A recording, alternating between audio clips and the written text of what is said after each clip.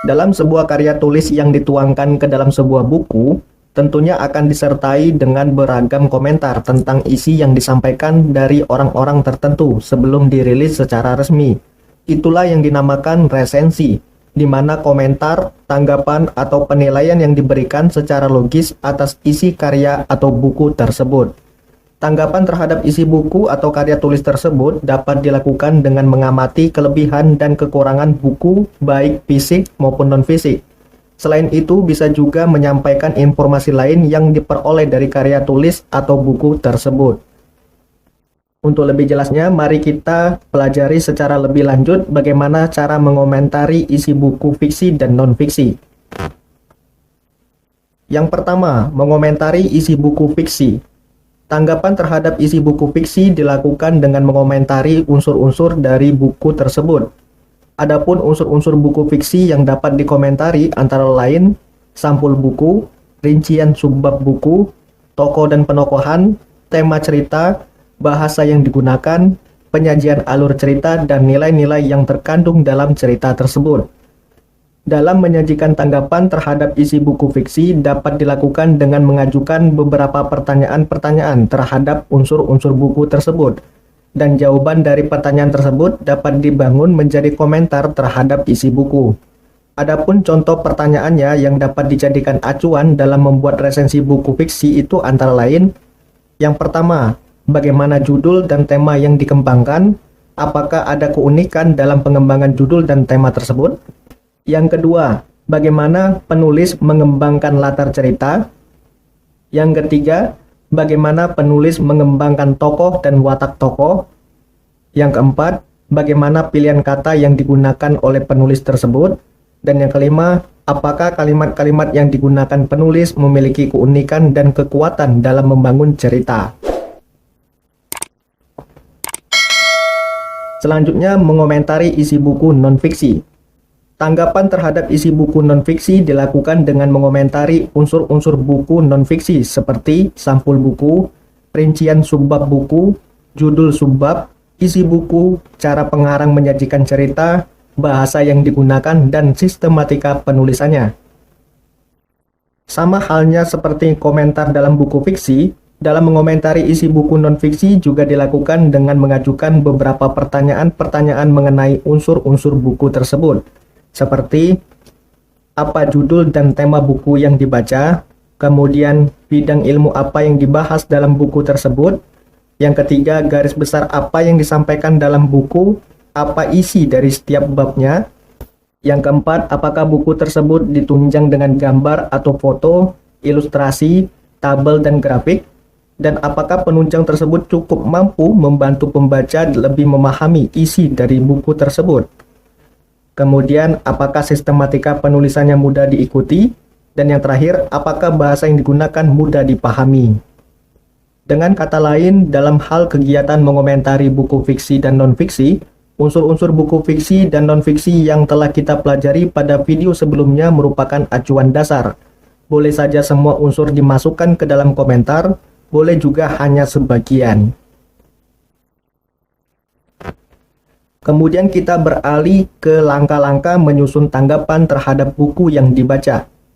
Sebuah resensi harus memuat beberapa hal sebagaimana berikut ini. Yang pertama, data buku atau identitas buku.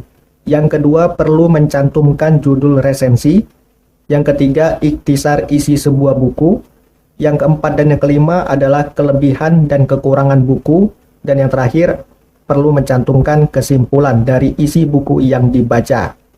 Untuk lebih jelasnya, mari kita pelajari dan kita pahami secara lebih lanjut.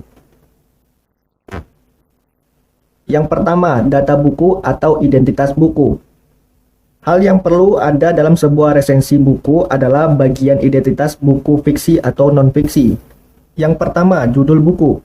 Jika buku yang akan kamu resensi adalah buku terjemahan, akan lebih baik jika kamu menuliskan judul asli buku tersebut.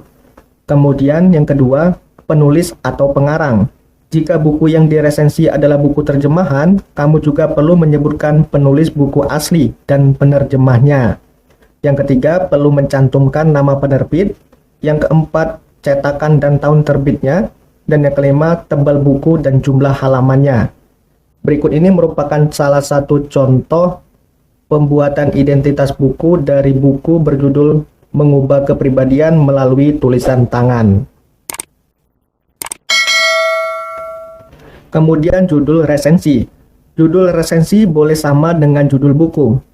Bisa juga berbeda dengan judul buku, tetapi tetap ataupun berdasarkan konteks isi dari buku tersebut. Dengan kata lain, judul resensi dan isi dari sebuah buku itu tidak jauh berbeda.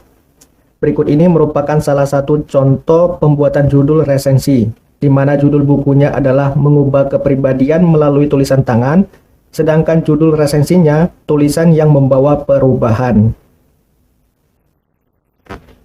Kemudian yang ketiga, ikhtisar isi buku. Dalam meresensi buku, seorang peresensi harus menulis buku yang hendak diresensi. Ikhtisar adalah bentuk singkat dari sebuah karangan atau rangkuman. Ikhtisar merupakan bentuk singkat karangan yang tidak mempertahankan urutan karangan atau buku asli. Sedangkan ringkasan harus sesuai dengan urutan karangan atau buku aslinya. Adapun hal-hal yang perlu diperhatikan dalam membuat ikhtisar isi sebuah buku adalah sebagai berikut. Yang pertama, membaca buku tersebut secara menyeluruh. Kemudian yang kedua, mencatat gagasan pokok dan isi setiap bagian buku. Dan yang ketiga, menuliskan kembali poin penting apa saja yang telah kalian peroleh tadi ke dalam bentuk karangan singkat. Berikut ini merupakan salah satu contoh ikhtisar dari sebuah buku yang dibaca, yaitu buku berjudul Mengubah Kepribadian Melalui Tulisan Tangan, di mana paragraf 1 kamu bisa menuliskan ataupun memaparkan tentang konsep dari tulisan tangan untuk proses komunikasi. Pada paragraf kedua, kamu bisa juga memaparkan tentang kisah hidup dari penulisnya, begitu juga dengan karya-karyanya. Kemudian pada paragraf ketiga dan keempat, kamu bisa memaparkan secara singkat bagian-bagian buku tersebut, mulai dari bab 1 sampai bab terakhir. Selanjutnya, kelebihan dan kekurangan buku. Penulis resensi harus memberikan penilaian mengenai kelebihan dan kekurangan dari sebuah buku yang dibaca, yang disertai dengan ulasan secara objektif. Berikut ini merupakan salah satu contoh kelebihan dan kekurangan dari buku Mengubah Kepribadian Melalui Tulisan Tangan, di mana kelebihan itu berisi keunggulan-keunggulan dari sebuah buku tersebut, sementara kekurangan tersebut merupakan kebalikannya, di mana bisa berisi informasi-informasi yang dapat diperbaiki, baik itu berupa kritik, tanggapan atas kekurangan buku yang kalian baca. Dan yang terakhir adalah kesimpulan isi sebuah buku. Penulis resensi harus mengemukakan apa yang diperoleh dari buku yang diresensi dan imbauan kepada pembaca. Jangan lupa cantumkan nama kamu selaku presensi. Pada bagian ini, penulis resensi harus dapat menyimpulkan apakah buku itu baik dan perlu dibaca atau tidak. Berikut ini merupakan salah satu contoh dari kesimpulan yang bisa dibuat berdasarkan buku Mengubah Kepribadian Melalui Tulisan Tangan, di mana isinya itu berupa kesimpulan-kesimpulan dan juga kesimpulan akhir apakah buku ini menarik dan menjadi rekomendasi untuk dibaca atau tidak.